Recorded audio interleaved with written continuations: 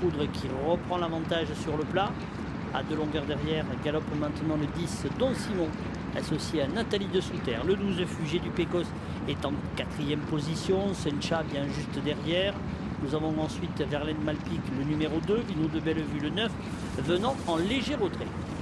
Foudre du Pécos qui se dirige maintenant vers l'Auxerre, qu'elle va franchir en tête. À 2-3 longueurs même, l'As Violon de Bréjou galope seul 2e. Fugé du Pécos est 3e avec une faute à la réception.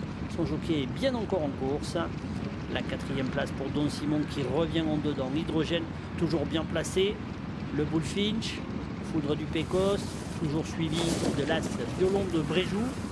Tous les deux vont venir chercher le terrain à l'extérieur beaucoup moins haché, beaucoup moins difficile, car la piste est maintenant devenue très pénible. Hydrogène, Don Simon, Fugé du Pécos vont essayer de conserver un accessite.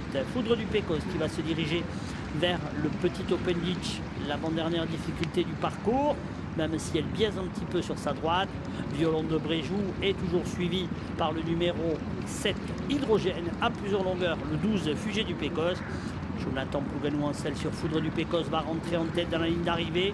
Il reste encore une haie à franchir. Violon de Bréjou, Hydrogène vont lutter certainement pour les accessibles. On va retenir son souffle à la réception de la dernière. Ça passe pour Foudre du Pécos qui sur le plat va faire la différence et permettre par là même à Jonathan de remporter sa 101e victoire depuis le début de l'année. On peut maintenant l'annoncer, il est très bien stade 2013. Foudre du Pécos dans un compteur, l'As Violon de Bréjou est 2e.